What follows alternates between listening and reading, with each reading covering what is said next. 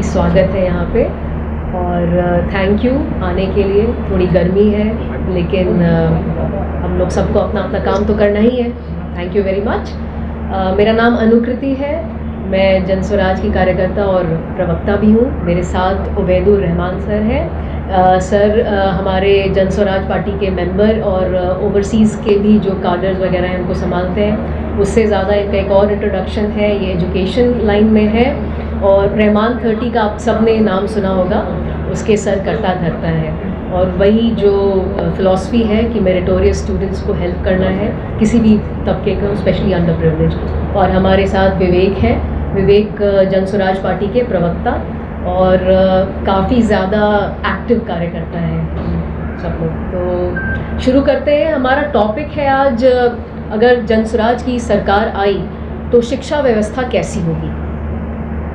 तो इस पे सबसे पहले तो मैं आपको ये बताऊं कि आज सुबह सुबह जब मैंने अखबार खोला हिंदुस्तान, तो उसमें लिखा था कि 2700 करोड़ खर्चा होने वाला है नीतीश जी की सरकार द्वारा स्कूलों के जीर्णोद्धार के लिए। अराउंड 69 या 70 प्राइमरी स्कूल्स को लेकर उनके जीर्णोद्धार के लिए 2025 के मई में याद आ रहा है कि 2700 करोड़ खर्चा करना है। ये नौबत क्यों आई? ये नौबत इलेक्शन ईयर में आई, ये तो समझ में आ रहा है भाई, आपको कुछ ऑप्टिक्स, आपको कुछ दिखाना है, लेकिन सच में जीर्णोद्धार करने की नौबत तो है। इस चीज़ को काउंटर करने के लिए जन स्वराज पार्टी और जन स्वराज पार्टी के जो हमारे प्रशांत किशोर सर हैं, उन्होंने काफ़ी सारी बातें ऑलरेडी आपके सामने रखी हैं। हम उनको वापस दोहराएंगे और कुछ जो भी आपके सवाल होंगे उसके आसपास के हम उसको आंसर करेंगे। तो अगर भगवान की दया से इंशाल्लाह अगर जन स्वराज की सरकार आती है तो शिक्षा प्रणाली कैसी होगी, शिक्षा व्यवस्था कैसी होगी, इसका एक बेसिक आंसर ये है कि बहुत सिस्टमैटिक होगी। नाम के वास्ते कि गांव-गांव में स्कूल बना दिए जाएं, गांव-गांव में भवन क्रिएट कर दिए जाएं, वो सिस्टम फॉलो नहीं होगा, क्योंकि उस सिस्टम में भ्रष्टाचार हो रहा है ज़्यादा। उस सिस्टम में जो रिसोर्सेज हैं उसका फ़ायदा उठा लिया जा रहा है और जो बच्चे जिनको मिलनी चाहिए शिक्षा की का जो गिफ्ट है, शिक्षा का जो तोहफा है वो मिलना चाहिए, वो नहीं मिल रहा है। तो खिचड़ी पे भ्रष्टाचार, भवन निर्माण पे भ्रष्टाचार, टीचर अपॉइंटमेंट अगर हो जाए तो उसके प्रेजेंस पे उनको तो पैसे दे के बोला जा रहा है कि भाई मार्क हो जाएगा अटेंडेंस, तुम घर बैठो। तो इससे फ़ायदा क्या हुआ? आपने सारी थियोरेटिकल बॉक्सेस चेक कर दिए कि हमने इतना खर्चा कर दिया, हमने गांव-गांव स्कूल बना दिया, जिला में ये हो गया और सब ठीक है। तो फिर जीर्णोद्धार की आवश्यकता क्यों पड़ रही है इतनी ज़्यादा? उसके जगह जो हमारी पार्टी ने जो एक दिया है मुद्दा कि एक एक प्रखंड रिकग्नाइज किए जाएंगे, उन प्रखंडों में, और बहुत अच्छा एग्जाम्पल दिया है प्रशांत किशोर जी ने नेतरहाट स्कूल का। नेतरहाट प्राइवेट स्कूल नहीं है, नेतरहाट को बिहार सरकार चला, अभी इस वक्त झारखंड में चला गया है, बट जब वो बना था 1952 में, बिहार सरकार का स्कूल है वो उन्होंने ही सारी बहाली की, वही चलाते रहे और बहुत अच्छे सारे जितने ब्यूरोक्रेट्स, डॉक्टर्स, बड़े बड़े लोग वहाँ से पढ़कर निकले और कम पैसों में बहुत बढ़िया पढ़ाई करके निकले। उसी के तर्ज पर हर प्रखंड में ऐसे स्कूल्स बनाए जाएंगे, ये हमारा प्लान है। और इसमें आप कहेंगे कि प्लान है तो हवा में कैसे हो सकता है, इस पर खर्चा कहाँ से आएगा, बजट कहाँ से आएगा? भाई साहब, अभी हमारा बजट जो है हमारे राज्य का 50,000 करोड़ है शिक्षा का बजट स्कूलों के लिए सिर्फ। उसमें से अगर 1/3 1500 करोड़ भी आ जाए ना, तो ऐसे कम से कम 20 नेतरहाट बन सकते हैं। और उसमें बहुत अच्छे से आपके हर गांव में स्कूल होना ज़रूरी नहीं है, गांव के within half an hour school होना ज़रूरी है। फिर बसों का इंतज़ाम किया जाएगा, बच्चों को पहुंचाया जाएगा। तो ये एक बहुत इम्पॉर्टेंट पॉइंट है, वो मेरी तरफ से है कि जो एक पब्लिक एजुकेशन की जो व्यवस्था होगी वो ऐसी होगी। इसके अलावा जब तक पब्लिक स्कूलों की, ऑब्वियसली एक दिन का काम तो है नहीं है, जब तक वो अवस्था ठीक नहीं होती है तब तक क्या इंतज़ाम किया जा सकता है, इस पर उबैद सर बोलना चाहेंगे, तो please I give the mike to. जिसको अभी ब्रीफ किया गया, आप जानते हैं कि बिहार का नाम पूरे विश्व में ज्ञान के लिए जाना जाता है, लेकिन अभी अनफॉर्चुनेटली बिहार का नाम संघर्ष के लिए जाना जा रहा है। बच्चे हमारे संघर्ष कर रहे हैं उन्हें वो शिक्षा नहीं मिल रही है जो शिक्षा उनको मिलनी चाहिए, इसलिए कि शिक्षा का स्तर बहुत ही ज़्यादा खराब दयनीय स्थिति में है। आपने, इस सरकार ने पिछले 21 सालों में शिक्षा पे कोई काम नहीं किया। अगर साइकिल बांट के या खिचड़ी दे करके आप बच्चों को ये चाहते हैं कि वो घर में बैठ जाएं, आप सवाल ना करें कि टीचर आ रहा है कि नहीं आ रहा है, ये काम ऐसा गड़बड़ काम किया है। ज़रूरत इस बात की है कि बच्चों को अच्छी शिक्षा दी जाए। अच्छी शिक्षा कैसे मिलेगी? अच्छी शिक्षा तब मिलेगी जब उनको प्राइमरी एजुकेशन अच्छा किया जाए। जब तक बच्चे अच्छे से ना पढ़े, प्राइमरी एजुकेशन उनका अच्छा ना हो, तो आप उनसे कोई एक्सपेक्ट नहीं कर सकते हैं कि वो अच्छा रिजल्ट दे पाएंगे। यही कारण है कि पिछले कुछ दिनों से बिहार यूपीएससी जैसे सर्विसेज में, जिसमें बिहार का सबसे ज़्यादा नाम होता था, कभी कहा जाता था कि बिहार किसी भी हिंदुस्तान के डिस्ट्रिक्ट में आप चले जाइए तो वहाँ आपको कोई ना कोई डीएम या एसपी मिलेगा, लेकिन अब ऐसा नहीं हो पा रहा है। उसकी वजह यह है कि यहाँ पर जो शिक्षा प्रणाली है, एजुकेशन पर, बेसिक एजुकेशन पे कोई काम नहीं। लड़के अच्छे पढ़ के निकल नहीं रहे, स्कूल की हालत जर्जर है। पिछले कुछ दिनों पहले तक आपको जानकारी होगी कि एक टीचर पे 83 बच्चे, एक टीचर और 83 बच्चे का रेशियो था। स्टूडेंट टीचर का जो रेशियो था वो अभी थोड़ा कम हुआ, फिर भी नेशनल एवरेज से काफ़ी कम है। इन तमाम चीज़ों पे काम करने की ज़रूरत है। जैसा बताया गया, ये 50,000 करोड़ रुपया बहुत बड़ी रकम होती है। इस पैसे को अगर सही तरीके से यूटिलाइज किया जाए तो बिहार में ब्रेड की कमी नहीं है। अच्छे स्कूल्स देने से हमें इस गांव के अंदर नेतरहाट का जो मॉडल था, जो बताया गया, नेतरहाट के मॉडल को हम लोग रिप्लिकेट करेंगे। और ये नहीं कि सिर्फ एक बार बना के छोड़ देंगे, हर साल बनाएंगे। जैसे अगर अभी आप कहें कि हमें टीचर्स और स्टूडेंट टीचर का रेशियो कम हो गया इसलिए कि अभी सरकार ने कुछ वैकेंसीज निकाल दी है, लेकिन ये वैकेंसी अगर हर साल की जाएगी तब ठीक है, वरना अगले 5 साल के बाद तो फिर रेशियो वैसे ही बढ़ जाएगा। तो ये ज़रूरत, हम लोग ये बात नहीं कह रहे हैं कि हम नेतरहाट जैसे स्कूल हर साल ऐसे स्कूल बना के देंगे, हर प्रखंड में बनाएंगे, कई स्कूल बनाएंगे, ये बातें हो रही हैं। जिसके लिए सबसे ज़्यादा फिर से हम बोलेंगे कि जो प्राइमरी एजुकेशन है, इस पर फोकस करने के लिए ज़्यादा से ज़्यादा, अभी आपको पता है कि सरकार ने नए स्कूल खोले या बिल्कुल नहीं खोले। ये नेतरहाट जैसा स्कूल क्यों बंद हो गया? सरकार की क्या मंशा थी? क्यों बंद कर करके लोगों को, बच्चों को यहाँ वहाँ भेज? और इसका ताल्लुक, पूरा एजुकेशन का ताल्लुक इकोनॉमी से भी है, क्योंकि नहीं अच्छी उच्च शिक्षा होने की वजह से, अच्छी शिक्षा प्रणाली नहीं होने की वजह से गांव के लोग मजबूर हैं पटना और दूसरे शहरों में जाके बसने के लिए, ताकि वो अपने बच्चों को अच्छी शिक्षा दे सके। इसलिए कि गांव में तो शिक्षा नदारत है, जीरो है। तो वो पैसा जो अपने गांव में खर्च करता वो आकर के उनको बड़े शहरों में किसी तरीके से, जो बड़े मकानों में रह रहे थे, 1 या 2 कमरे के मकान में यहाँ आके रहने के लिए मजबूर है। उनके सारे पैसे यहाँ पर प्राइवेट स्कूल्स में लग रहे हैं, जबकि ज़रूरत इस बात की है, कोई स्टेट तभी ग्रो कर सकता है जब वहाँ के सरकारी विद्यालय अच्छे। पहले सरकारी विद्यालय से ही बच्चे निकलते थे, अच्छे बच्चे साइंस कॉलेज में सरकारी विद्यालय से आते थे। अब साइंस कॉलेज में सरकारी विद्यालय के बच्चे नहीं आ पाते। क्यों नहीं आ पाते? इसलिए नहीं आ पाते हैं कि हमारी व्यवस्था वैसी नहीं है, हम मजबूर हैं प्राइवेट स्कूल से पढ़ने के लिए। तो क्या सरकार ये चाहती है?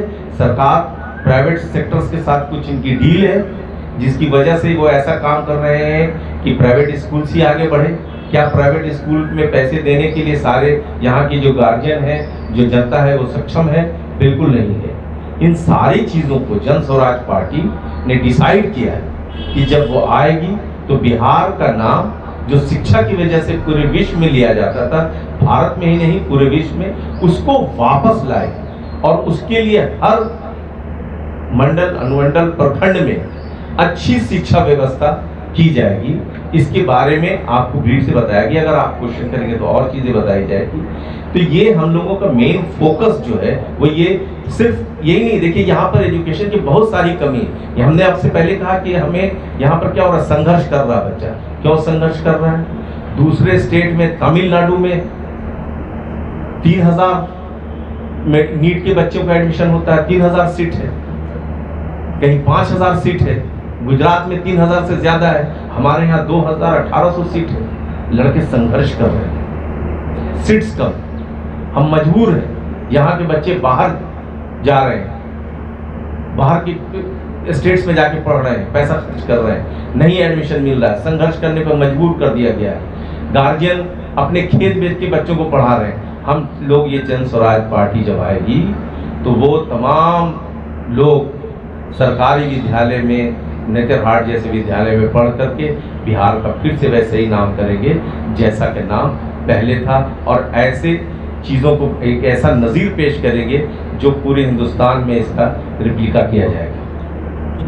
Thank you so much Ubaid sir. Vivek ji को देने से पहले मैं एक कॉन्क्रीट आपको नंबर बता दूं जो कि जनसुराज का वादा है कि 15 साल से कम के सारे बच्चे स्कूलों में पढ़ेंगे।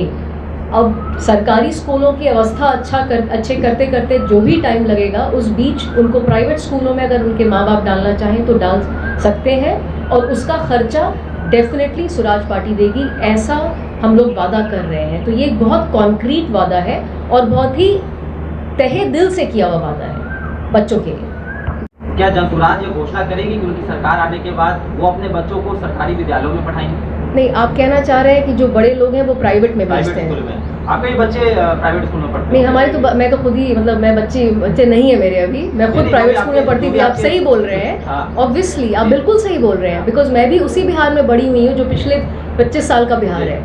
मैं भी उसी बिहार में बड़ी हुई हूँ जहाँ हम लोग को फ़ोन चला जाता था शाम को कि 5 बज गए हैं, घर वापस आओ। घर दोस्तों के यहाँ हम लोग को रात को रहने कभी नहीं मिलता था, हम लोग अकेले सड़क पे नहीं चल सकते थे। उस बिहार में हम लोग भी पले बड़े हैं। नेचुरली पब्लिक एजुकेशन की हालत पिछले 30 साल से बहुत ज़्यादा ही ख़राब हो चुकी है, और सो कॉल्ड जो हमारे 2 जंगल राज चले, एक बाहुबलियों का जंगल राज, एक अधिकारियों का जंगल राज, दोनों में कोई ज़्यादा देखा जाएगा तो असर पड़ा है शिक्षा पे ही, क्योंकि चाहते ही नहीं है लोग के गरीब का जो आदमी है वो पढ़कर कुछ एजुकेटेड होके वाइज बने, क्योंकि वही वोट बैंक है। सो आप जो कह रहे हैं प्राइवेट स्कूलों में भेजना किसी की मजबूरी भी हो सकती है। हमारे पिताजी हमको नहीं भेज सकते थे। एक ऐसे के बाद अगर शिक्षा प्रणाली करती है तो क्या जनसुराज के बच्चे पढ़ेंगे? क्यों नहीं, यही तो ये है हमारा इंटेंट, और ये इंटेंट बहुत ऑनेस्ट इंटेंट है। अगर ये हुआ और सरकारी स्कूल नेतरहाट जैसे हो गए और उसमें बढ़िया टीचर्स आने लगे, वर्ल्ड क्लास फैसिलिटी हो गई, एकदम safety, security, regular attendance, teachers का पढ़ाना, साइंस के लैब, म्यूज़िक की क्लासेस सब एक साथ होने लगी, तो क्यों नहीं कोई जाएगा सरकारी स्कूलों में। सरकारी स्कूल एज अ कॉन्सेप्ट तो कभी बुरे नहीं है, उनको बुरा बना दिया गया है करप्शन कर करके। वो जब ख़त्म हो जाएगा तो सरकारी स्कूलों का स्टैंडर्ड बढ़ जाएगा, तो क्यों नहीं भेजेंगे लोग अपने बच्चों को, बिल्कुल भेजेंगे। नहीं, मैं पहले देखिए वो अच्छा सवाल पूछे हैं वो, हम तो देखिए आजकल कम ही संक्षिप्त में प्रयास करते हैं बोलने का। Common school system Kothari commission 1966 में जब आई थी तभी ये बात रखी गई थी कि भाई ऐसी स्कूली व्यवस्था हो जिसमें हर व्यक्ति के पब्लिक एम्प्लॉयज़ हो, पब्लिक सर्वेंट हो, उसके बच्चे सरकारी स्कूल में जाएं। पहला स्टेट भारत में जिसने कॉमन स्कूल को अडॉप्ट किया वो बिहार ही था। कॉमन स्कूल सिस्टम को अडॉप्ट करने वाला बिहारी था और किसी राज्य ने अडॉप्ट नहीं किया था। तो आप जिसकी बात कर रहे हैं वो ऐसा नहीं कि नई बात है, कॉमन स्कूल सिस्टम है, वो अगर सरकार अडॉप्ट करेगी तो बिल्कुल हो सकता है। लेकिन आप ये बात समझिए कि बिहार पलायन में नंबर 1 है और शिक्षा में नीचे से चौथे स्थान पर है। कुछ ही नॉर्थ ईस्ट के राज्य हम लोगों से भी खराब कर रहे हैं। बिहार से लोग पलायन करते हैं बाहर, किसके लिए? नौकरी के लिए, मजदूरी के लिए, शिक्षा के लिए और दवाई के लिए। क्यों करते हैं पलायन? क्योंकि शिक्षा की व्यवस्था जो है वो नीचे से लेकर ऊपर तक खराब है। और आपको कुछ आंकड़ा दे दें, अभी अनुकृति जी ने बताया, रहमान सर ने बताया, सबसे बुनियादी बात आपको बता दें, जनसुराज आमूल चूल परिवर्तन की बात कर रहा है, कोई सिल्वर बुलेट नहीं। बुनियादी बात क्या है? आपको बड़े बड़े आंकड़े तो बाद में दूंगा। बुनियादी ये है कि यहाँ बच्चा स्कूल में ही नहीं जा रहा है। एक जो सर्वे है वो बता रहा है कि किसी दिन आप स्कूल में चले जाएंगे सरकारी तो 100 में मात्र 20 बच्चा ही स्कूल आता है। ये रिसर्च का आंकड़ा है, JSS का आंकड़ा है। लेकिन अगर सरकार का आंकड़ा लीजिएगा जो कि इन्फ्लेटेड है, वो भी बताता है 40 बच्चा ही आता है, रजिस्टर जो होता है अटेंडेंस। तो जब बच्चा स्कूल जा ही नहीं रहा है तो बच्चा सीखेगा कैसे? अब उसका नतीजा ये है कि जो annual status of education report का सर्वे आता है वो बोल रहा है कि बिहार में 19 बच्चा, सुन लीजिएगा आप, हमारे और आपके बच्चे भी, 19 बच्चा ही जो दूसरी स्टैंडर्ड में है वो तीसरे का गणित या भाषा आपको बता सकता है। ये स्थिति जब बुनियादी शिक्षा की होगी तो उसका जो रूपरेखा है वो ऐसा दिखता है कि जो बिहार कास्ट सर्वे हम लोगों की मिलीजुली सरकार ने की वो बता रही है कि मात्र 4% से भी कम लोग अति पिछड़े और दलित समाज के बच्चे 12वीं पास कर पा रहे हैं। तो बच्चे तो स्कूल ही पास नहीं कर पा रहे हैं तो कॉलेज में क्या जाएंगे और आरक्षण का क्या फ़ायदा उठाएंगे? इस व्यवस्था को तभी बदला जा सकता है जब सरकारी स्कूल, प्राथमिक स्कूल में आप आमूल चूल परिवर्तन लाएंगे, जिसमें नए विद्यालयों को बनाना, प्री सर्विस शिक्षक ट्रेनिंग, शिक्षा के पहले जो ट्रेनिंग होती है उसको बेहतर करना, इन सर्विस टीचर ट्रेनिंग को बेहतर करना, करिकुलम को बेहतर करना, समुदाय के साथ बातचीत करना, क्योंकि आप समुदाय का संदर्भ हटा देंगे और आप यहाँ पर ए फॉर एप्पल पढ़ाएंगे तो बच्चा ज़िंदगी में कभी नहीं सीखेगा। आप यहाँ पर पेंगुइन के बारे में बताएंगे तो बच्चा कभी ज़िंदगी में नहीं सीखेगा। तो आपका जो करिकुलम है उसको बेहतर करना, टीचर रिक्रूटमेंट को बेहतर करना, स्कूल की व्यवस्था को बेहतर करना। और इसीलिए जनसुराज जब आएगा तो सबसे पहला काम करेगा कि अभी पूरे बिहार में मात्र 52 केंद्रीय विद्यालय हैं, 554 प्रखंड हैं और मात्र 39 नवोदय विद्यालय हैं। तो कहाँ जाएगा गरीब का बच्चा? हम में और आप में से कई लोग अगर बेहतर शिक्षा मिली होती तो और बेहतर कर रहे होते। हम और आप दोनों इसी शिक्षा व्यवस्था के मार हैं, आप नहीं, हम तो डेफिनेटली हैं। तो इसीलिए जनसुराज आएगा तो जैसा कि अनुकृति जी ने कहा कि पहले साल में ही व्यवस्था को आमूल चूल परिवर्तन करने में समय लगेगा। 15 साल से जितने बच्चे हैं, छोटे बच्चे हैं, उनको वो जिस स्कूल में पढ़ना चाहें वो एडमिशन ले सकते हैं, उसका पूरा खर्चा पैसा जनसुराज देगा। धन्यवाद। बीपीएससी के माध्यम से शिक्षकों की बहाली की गई है, गुणवत्तापूर्ण शिक्षा की गई है, तो सरकार तो पहल कर रही है अपनी तरफ से कि भाई गांव-गांव में जाकर के बीपीएससी के माध्यम से जो शिक्षक हैं गुणवत्तापूर्ण शिक्षक दें। एसीएस ने कहा कि घरों में जाकर बच्चों को बुला कर लाइए, टीचरों को एक बड़ी जिम्मेदारी भी दी गई है, तो सरकार तो कोशिश कर ही रही है। बीपीएससी के माध्यम से जो सरकार ने प्रयास किया है उसमें कितनी धांधली हुई है आपसे हमसे तो पड़े है नहीं। सरकार के खुद आंकड़े के कारण 26,000 टीचरों का फिर से चयन होना जाना था, उसका क्या रिपोर्ट है पता ही नहीं है। तो बीपीएससी करा ले कि बिहार सरकार खुद कर ले। जब सिस्टम ही करप्ट है तो उसमें आप किस तरह के टीचर को लाइएगा जब सही टीचर ही नहीं आएगा। और नीतीश जी ने तो टीचर रिक्रूटमेंट को इतना डिसेंट्रलाइज कर दिया कि किसी आदमी को कुछ नहीं हो रहा है तो शिक्षक बन जा रहा है जाकर। तो जब शिक्षक की व्यवस्था इतनी पूरी भ्रष्ट है तो उसमें बीपीएससी ले कि कोई और व्यवस्था ले, उसमें कोई सुधार होने वाली नहीं। का बजट है बिहार का, उसका करीब 80% जो है वो शिक्षकों के वेतन और उनके ट्रेनिंग में खर्च हो जाएगा। 20% में जब आपकी सरकार आएगी तो कुछ हज़ार करोड़ बढ़ेंगे उस समय। तो कितना आप इंफ्रास्ट्रक्चर तैयार कर लीजिएगा। उसके बाद आप एक और लोड अपने ऊपर ले रहे हैं कि जिस भी विद्यालय में पढ़ना चाहे बच्चे पढ़ें, उसका खर्चा जो है जनसुराज की सरकार उठाएगी। कहाँ से ये पैसा आएगा ये भी थोड़ा देखिए। इस बात को एक बार नहीं कई बार प्रशांत जी ने कहा है, हम लोग बैठकर इस पर विस्तृत जानकारी भी ली है और बताए भी हैं। 10 साल में बिहार की शिक्षा व्यवस्था को ठीक करने के लिए लगेंगे 5 लाख करोड़। ऐसे हवा में ये ठीक नहीं होगा। और हर साल हर प्रखंड में ऐसे विद्यालय बनाया जाए जैसे जबोर नवोदय विद्यालय है, नेतरहाट बनाया जाए, उसका खर्चा आएगा 15,000 करोड़। इस पूरी व्यवस्था को ठीक करने में 5 से 6 साल लगेंगे। बिहार को नंबर 1 लाने में कि भारत से नहीं स्वीडन और फिनलैंड से लोग आए यहाँ देखने के लिए, उसमें समय लगेगा। और 5 लाख करोड़ कहाँ से आएगा उसकी बातचीत प्रशांत जी ने बताया। मैं फिर से दोहरा देता हूँ कि यहाँ पर जो फर्जी कानून शराबबंदी का लगा हुआ है, जिसमें शराब बिल्कुल बिक रहा है, घर घर बिक रहा है, बच्चे के बैग में कलम कम, शराब के बोतलें ज़्यादा हैं, उसको बंद करके उससे जो इनकम आएगा 25,000 करोड़ उसको साइड कर दिया जाएगा, उसको खर्च नहीं किया जाएगा, जिसके माध्यम से अगले 10 साल में 5 लाख का निवेश बिहार में किया जाएगा, जिससे इस पूरी व्यवस्था को सुदृढ़ की जाएगी। साथ ही साथ एक और जवाब दे दीजिए कि जो ये शिक्षा माफिया बिहार में है, प्रशांत जी भी कहते हैं शिक्षा माफिया, बालू माफिया, भू माफिया, शिक्षा माफिया पे यदि आपकी सरकार आती है तो किस तरीके का चोट? नहीं, शिक्षा व्यवस्था ठीक हो जाएगा तो अपने आप चोट हो गई। शिक्षा माफिया में कौन लोग हैं अभी? कोचिंग वाले व्यवस्था। एक स्कूल में साहब सीबीएसई बोर्ड के स्कूल चल रहे हैं, एक कमरे में, उनको चौपट कीजिएगा कि नहीं? शिक्षा माफिया बिहार में तो अकेले है नहीं। शिक्षा माफिया जहाँ पर शिक्षा व्यवस्था बेहतर हो जाएगी, सरकारी स्कूल बेहतर हो जाएगी जो बता रहे हैं, तो अपने आप वो व्यवस्था खराब। भैया शराब माफिया कैसे चल रहा है?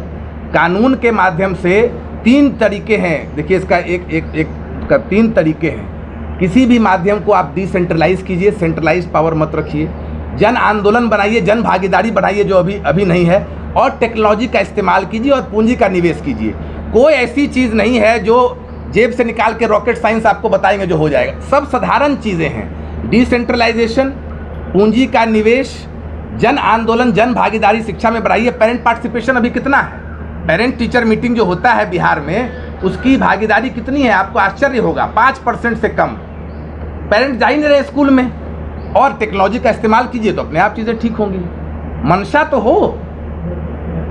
सर मेरा ये सवाल रहेगा कि आप बोल रहे हैं कि जितने भी बच्चे हैं जो सरकारी स्कूल में नहीं पढ़ना चाहता उसको हम प्राइवेट स्कूल में पढ़ाए हैं, तो क्या ऐसा नहीं हो सकता कि जितने भी CBSE स्कूल हैं और जितने भी सरकारी स्कूल उनका सिलेबस ही सेम कर दिया जाए, ताकि जो बच्चा पैसा लगा के पढ़ना चाहे तो वो वहाँ जाके पढ़े, और हम सरकार हैं तो हम फिर उसी चीज़ को यहाँ पे पढ़ाएं? देखिए, नेशनल एजुकेशन पॉलिसी जो NEP आई है उसके अंतर्गत स्कूलें चलती हैं, जिसके अंदर स्टेट करिकुलम फ्रेमवर्क बनाने के लिए कहा गया है। हर राज्य को मैंडेटरी है, SCF जिसको बोलते हैं, उसके आधार पर, देखिए टेक्निकल हम जा सकते हैं, उसके आधार पर सिलेबस बनता है। तो सिलेबस बिहार बोर्ड का अलग बनेगा और CBSE बोर्ड का अलग बनेगा। उसमें हम लोग अगर आएंगे तो जैसे कई राज्य जहाँ पर एक्सपेरिमेंट हुआ है कि अपने एजुकेशन बोर्ड को बेहतर किया जाए, हम लोग उस पर भी निवेश करेंगे। मानना था कि जो वहाँ चलता वो यही चलता, बट लैंग्वेज अपना रहता तो ठीक रहता। जो पढ़ाना चाहता पैसा देके वहाँ जाए, सरकार का पहल रहेगा, सरकारी जो बच्चा है यहाँ पे आके पढ़े, ये मेरा एकदम से सरकार बनते ही हज़ारों स्कूल नहीं बना सकेगी, वो टाइम लगेगा। लेकिन उस दौरान में जब तक हम ये सिस्टम बना रहे हैं, उस समय तक में अगर कुछ बच्चों को प्राइवेट स्कूल में जाना पड़ा तो उसका जो भार है, जो पैसा है, वो सरकार खर्च करेगी। अब सरकार कैसे खर्च करेगी, यानी जब जन स्वराज आएगी, स्वराज खर्च करेगी, कैसे खर्च करेगी, ये जब समय आएगा तो आपको बता दिया जाएगा। मेरा एक सवाल है, ये तो बहुत सारी चीज़ों में पहले सवाल पूछ लिया जाता है कि आप कैसे कीजिए। सर एक सेकंड, मेरा आपसे सवाल है कि आप लोग की घोषणा भी सिर्फ लफाजी बन के रह सकती है। उसका कारण ऐसा है कि आज अगर आप केवल पटना की ही बात करें तो किसी भी CBSE स्कूल में 100 से 150 सीटें उपलब्ध रहती है, लेकिन फॉर्म 2 से 3 हज़ार का भरा जाता है। तो यही जब बैकलॉग नहीं भर पा रहा है तो आप लोग सरकारी स्कूल से और बच्चों को लाकर प्राइवेट स्कूल में क्या भर्ती करवा पाएंगे? देखिए, एक बात जो आपने कहा, इसका एक दूसरा आंकड़ा भी है सुमन जी। दूसरा आंकड़ा क्या है कि राइट टू एजुकेशन जो पॉलिसी RT एक्ट है, उसमें बिहार सबसे पीछे है। राइट टू एक्ट क्या कहता है कि भैया अगर आपके पास 100 बच्चे हैं तो 25 बच्चे आपको डिसएडवांटेज कम्युनिटी से लाके देना है। अगर आपके पास वो आंकड़ा है सुमन भाई, तो हम अपनी बात को बदल लेंगे कि आप कोई स्कूल बिहार का ला दीजिए जहां पर RT फुल फॉलो हो रहा है। परसों तरसों का आंकड़ा है कि बिहार RT में सबसे पीछे है, नहीं फॉलो हो रहा है, इसीलिए तो बस आपने सवाल, आपने मेरा काम आसान कर दिया। आपने अपने सवाल में जवाब दे दिया कि जनसुराज कैसे उस व्यवस्था को ठीक करेगा। RT में सबसे पीछे बिहार। लेकिन आप अभी भी मान रहे हैं ना कि 25% ही है। अभी भी हमने कहा कि किसी भी प्रतिष्ठित स्कूल में आप चले जाइए जहां पर 100 से 150 सीटें उपलब्ध है और 2-3 हजार बच्चों का फॉर्म भरा जाता है, तो आप कैसे टर्न कर पाएंगे? सुमन जी, अभी जो इतने सालों से सरकार लोग चला रहे हैं, एडमिनिस्ट्रेशन चला रहे हैं, उनसे इतनी ज़्यादा कड़ी आलोचना वाले सवाल जब नहीं पूछे गए, तो जो अभी आने वाली अभी प्रत्याशी सरकार है, चाह रही है नियत से अच्छे से आना, उससे आप ऐसे पूछेंगे, लफाजी वर्ड यूज़ करेंगे तो बात कर रहा है जी, तो जनता को भी तो ठोक ठका जी बिल्कुल बिल्कुल बिल्कुल। तो उसके तो आंकड़े मिल रहे हैं ना, उसके आप लोग को तो सोर्स भी बता दिया गया कि फंडिंग अगर आएगी तो कितना, एक मेजर सोर्स कौन सा हो सकता है। तो नियत बहुत साफ है हमारी। पूछिए। आपसे एक प्रश्न होगा रमान सर, आपसे, क्योंकि आप एक शिक्षाविद हैं। MDM को लेकर हमेशा वाद विवाद होता रहता है कि अब मिड डे मील को खत्म कर देना चाहिए। आपके अनुसार आपकी राय क्या है? क्या अभी का जो मौजूदा समय है, वर्तमान समय है, क्या अब MDM का जरूरत नहीं है और आपकी सरकार आएगी तो क्या इस योजना को खत्म किया जाएगा? नहीं, अभी कुछ इस सिलसिले में हम जो मिड डे मील है, कम से कम इससे बच्चे स्कूल में आते हैं, पढ़ाई नहीं होता है। लेकिन हमारी ये कोशिश होगी कि बच्चे जब स्कूल आएँ, हम इस चीज़ को जारी रखने की बात करेंगे, चाहेंगे कि ये जारी रहे, उससे बच्चे आते हैं। लेकिन साथ ही साथ हम लोग ये भी चाहेंगे कि वो सिर्फ यहाँ से खाना खा के नहीं चले जाएँ, खिचड़ी खा के, वो पढ़ें भी, उनको पढ़ाने की बात हो जाएगी, उनके लिए उचित शिक्षा देने की बात की जाएगी। स्कूल बच्चों को घर से स्कूल तक लाने की व्यवस्था जन स्वराज करेगी। मतलब जो उसके- विद्यालय भोजनालय बन गए हैं आप उनको चलते रहें। नहीं, भोजनालय नहीं है, भोजनालय का आइडिया अच्छा है, आपको बहुत सारी चीज़ों का आइडिया अच्छा होता है, उसको इम्प्लीमेंट कैसे किया जाता है इस पर डिपेंड करता है ना। आइडिया गलत नहीं है, मैं आइडिया के पक्ष में हूँ। चॉकलेट दिखा के बच्चों को कब तक बुलाया नहीं, जाएगा? चॉकलेट दिखा के नहीं, हिंदुस्तान में पॉवर्टी है, गरीबी है, कम से कम उस बहाने बच्चे स्कूल आते हैं। उनको ये नहीं जो साइकिल बांटे जा रहा है उस पर सवाल नहीं कि तो साइकिल लेके घर चला जाता है। उसमें साइकिल योजना और जो ड्रेस है उस ड्रेस का पहन करके बच्चे सर, स्कूल में नहीं जाता है, जो बच्चे उसको विवेक भी जी, सवाल जो कीजिए बच्चे आप। आपके इंग्लिश मीडियम स्कूलों में पढ़ेंगे, प्राइवेट स्कूलों में पढ़ेंगे, वो तो मिड डे मील खिलाएंगे नहीं। देखिए मैं आपको बात बताऊं, मालूम तो दो हो गए। मैं आपको नहीं बता रहा हूं जिनको जरूरत है उसकी बात होगी। देखिए आपको एक बात बता रहे हैं, आप सवाल पूछिए, सवाल सुन नहीं रहे हैं। आपको बता रहे हैं कि जब आप बहुत बीमार हो, देखिए गंभीर बात है, जब आप बिहार में जिस दिन आप पैदा हो जाएं, इस बात को आप 1 मिनट सुनिएगा, उस दिन आपकी छलांग तय है। हमारे बाबूजी के पास साइकिल है तो हम बहुत से बहुत वेस्पा खरीद लेंगे। ये बिहार ऐसा राज्य है जहाँ पर जिस दिन आप पैदा हुए आपकी तकदीर लिख दी गई, आपकी क्षमता पर नहीं, क्योंकि आपको शिक्षा मिलेगी नहीं। हम लोग जब प्रशांत जी के साथ पद यात्रा में चलते थे तो हम तो ज्योतिष है नहीं, लेकिन देख के बता देते थे बच्चा मजदूर बनेगा, जब पढ़ेगा ही नहीं। तो उनके सवाल का और आपके सवाल का भी जवाब है। जब आप इतना बीमार हैं, आप 15-20 साल से बीमार हैं, तो जब आपकी स्वास्थ्य ठीक होती है तो डॉक्टर क्या बोलता है, आपको थोड़ा रनिंग भी करना पड़ेगा, थोड़ा खाना भी पड़ेगा, थोड़ा जूस भी पीना होगा, थोड़ा दवाई भी लेना होगा। आप बोलिएगा जूस पीजिएगा कि नहीं पीजिएगा, मिड डे मील होगा कि नहीं, अरे पूरी चीज़ को ठीक करना होगा तब ना आप स्वस्थ होइएगा। पूरा बीमार है, आप 20 साल से लाचार हैं, तो थोड़ा एक्सरसाइज करना पड़ेगा, थोड़ा स्वास्थ्य ठीक करना पड़ेगा, थोड़ा हवा लेना होगा। पूरी व्यवस्था चरमराई हुई है, तो मिड डे मील कीजिएगा कि नहीं कीजिएगा, सिलेबस चेंज कीजिएगा कि नहीं कीजिएगा, अरे सब कुछ ठीक होना होगा भाई। 40 साल से देख ही रहे हैं बिहार की व्यवस्था क्या हो गया है। अच्छा विवेक जी, जनसंख्या विस्फोट कहीं न कहीं इसका सबसे बड़ा कारण नहीं है? ये इतना जनसंख्या विस्फोट होते जा रहा है, यूसीसी की बात हो रही है, पॉपुलेशन बढ़ते जा रहा है, स्कूल में वही तो प्रशांत जी ने कहा ये जहाँ भैया जनसंख्या विस्फोट तो साइंटिफिक, जहाँ पर शिक्षा की कमी है वहाँ जनसंख्या विस्फोट हो रहा है। जनसंख्या विस्फोट को कम कर दीजिएगा तो वो भी शिक्षा बेहतर होगा, कम हो जाएगा। केरला और बिहार के डेटा ले लीजिए, आप समझ जाइएगा। एजुकेशन से ही सब मैटर करता है। अच्छा, अभी हम लोग ये रैप अप करते हैं, और कुछ भी अगर इन पर्सन पूछना हो तो आप लोग प्लीज़ पूछ सकते हैं। Thank you so much.